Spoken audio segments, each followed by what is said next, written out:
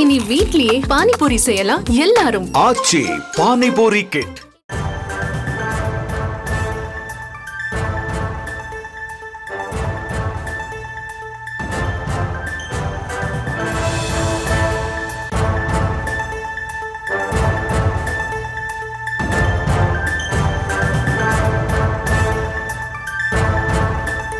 சிறுமிகளுக்கு பாலியல் தொல்லை அளித்த புகாரில் போலீசாரால் கைது செய்யப்பட்ட மத போதகர் ஜான் ஜெபராஜ் போலீசாரிடம் சிக்கியது எப்படி என்பது குறித்தான தகவல் கிடைத்திருக்கிறது. விவரங்களை தர இருக்கிறார் செய்தியாளர் அருண். விவரங்களை வழங்கலாம். லட்சுமி வணக்கம். கோவை ஜிஎன் மில் பகுதியில வசித்து வந்த மத போதகரான ஜான் ஜெபராஜ், இவர் தென்காசியை சேர்ந்தவர்.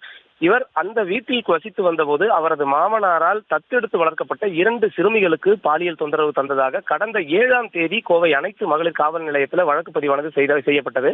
இந்த நிலையில அவரை கடந்த ஒரு வார காலமாக தேடி வந்தனர். தலைமறைவாக இருந்த ஜான் ஜெபராஜ் அவர் ஏற்கனவே கடந்த ஓராண்டாக பழக்கம் வைத்திருந்த ஒரு இளம் பெண்ணுடன் தலைமறைவாகி இருப்பது தெரிய வந்தது. இதையடுத்து தனிப்படை போலீசார் இங்க ஜான் ஜெபராஜை தேடுவதற்காக முதற்கட்டமாக மதுரை விரைந்தனர். மதுரையில் அவர் பதுங்கி இருப்பதாக முதற்கட்ட தகவலின் அடிப்படையில் அங்கு முழுவதுமாக சோதனை செய்ததில் அங்கு அவர் ஒரு தனியார் விடுதியில் தங்கியிருந்தது தெரிய வந்தது. அந்த தனியார் விடுதியை சோதனை செய்து அங்கு சென்றபொழுது அங்கு அவர் இல்லை, அங்கிருந்து அவர் தலைமறைவாகிவிட்டார், வேறு எங்கோ சென்று விட்டார் என்ற தகவல் காவல்துறையினருக்கு தெரிய வருகிறது. அதைத் தொடர்ந்து மேலும் கூடுதலாக 2 தனிப்படை அமைக்கப்பட்டு அந்த 2 தனிப்படையினர் தென் மாவட்டங்களான நெல்லை, தூத்துக்குடி, கன்னியாகுமரி, திருநெல்வேலி உள்ளிட்ட பகுதிகளில் சோதனை செய்து வந்தனர். அதேபோன்று மற்றொரு தனிப்படையினர் இவரது ஆதரவாளர்கள், அபிமானிகள் கூறப்படுபவர்கள் கர்நாடக மாநிலம் பெங்களூரில் இருப்பதாக தகவல் வருகிறது. அதன் அடிப்படையில் பெங்களூருக்கு ஒரு தனிப்படையானது விரைந்து செல்கிறது.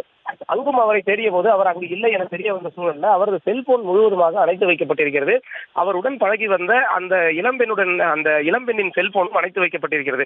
இதைத் தொடர்ந்து அவரை பிடிப்பதில் மிகப்பெரிய ஒரு சிக்கல் ஏற்பட்ட நிலையில அந்த மதுரையிலிருந்து அவர் தென் மாவட்டங்களுக்கு தான் சென்றிருக்கிறார் என்பது தெரிய வரவே தென் மாவட்டங்கள் வழியில் இருக்கக்கூடிய சுமார் ஒரு 70க்கும் மேற்பட்ட சிசிடிவி கேமராக்களை போலீசார் ஆய்வு செய்கின்றனர். அதே போன்று அந்த வழியில் இருக்கக்கூடிய டோல்கேட்டுகளிலும் விசாரணை மேற்கொள்கிறார்கள். அதே போன்று அவருடன் நெருங்கி பழகியவர்களிடம் விசாரணை நடத்திய பொழுது அவர் செல்போனை அணைத்து வைத்துவிட்டு வாட்ஸ்அப் கால் மூலம் அவருக்கு நெருங்கியவர்கள் மூலமாக தொடர்பு கொண்டது தெரிய வந்திருக்கிறது. இதைத் தொடர்ந்துதான் நேற்று இரவு அவர் மூணாறில் உள்ள ஒரு தனியார் ரிசார்ட்டில் தங்கியிருப்பது தெரிய வந்த சூழல்ல அந்த ரிசார்ட்டிற்கு நேற்று இரவு சென்ற தனிப்படை போலீசார், குறிப்பாக கோவை காந்திபுரம் அனைத்து மகளிர் காவல் நிலைய ஆய்வாளர் ரேணுகாதேவி தலைமையிலான போலீசார் அங்கு அந்த இளம்பெண்ணுடன் தங்கியிருந்த ஜான் ஜெபராஜை கையும் களவுமாக பிடிக்கிறார்கள். அந்த ஜான் ஜெபராஜை பிடிக்கும் பொழுது சில விஷயங்கள் மட்டும் அவர் தெரிவித்திருக்கிறார். அவர் அந்த செல்போனை அணைத்து வைத்த பிறகு 2 செல்போன்களை மாற்றியதும் வெவ்வேறு சிம் கார்டுகளை மாற்றியதும் தெரிய வந்திருக்கிறது. அதே போன்று அந்த வெவ்வேறு சிம் கார்டுகளை மாற்றியும் அந்த சிம் கார்டில் இருந்து நேரடியாக அவர் அழைப்புகளை மேற்கொள்ளாமல் வாட்ஸ்அப் கால் மூலமாகவே அவருக்கு நெருங்கியவர்களை தொடர்பு கொண்டு சென்னையைச் சேர்ந்த ஒரு பிரபல வழக்கறிஞரை தொடர்பு கொண்டு அந்த பிரபல வழக்கறிஞர் என்பவர் இவருக்கு நெருங்கிய ஒரு மத போதகர், அவரது நண்பரான வழக்கறிஞரை தொடர்பு கொண்டுதான் இந்த முன்ஜாமீன் கேட்டு அவர் சென்னை நீதிமன்றத்தில் மனு தாக்கல் செய்திருக்கிறார். அதைத் தொடர்ந்து இவர் அந்த இளம்பெண்ணுடன் அவர் தங்கியிருந்த சூழலில் தான் நேற்று இரவு அவர் கைது செய்யப்பட்டு அவர் கோவைக்கு அழைத்து வரப்பட்டிருக்கிறார். கோவைக்கு அழைத்து வரப்பட்ட பொழுது அவரிடம் நடத்தப்பட்ட முதற்கட்ட விசாரணையில் அவர் இந்த வழக்குக்கும் தனக்கும் எந்த விதமான சம்பந்தமும் இல்லை, ஏற்கனவே தனது முதல் மனைவிக்கும் தனக்கும் இருந்த குடும்ப தகராறு காரணமாக முதல் மனைவியின் குடும்பத்தார் இந்த வழக்கை ஜோடித்திருப்பதாக அவர்கள் தெரிவித்திருக்கிறார்கள்.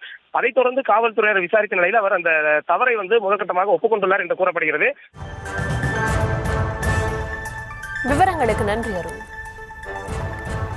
இனி வீட்லயே பானிபூரி செய்யலாம் எல்லாரும். ஆச்சி பானிபூரி கிட்.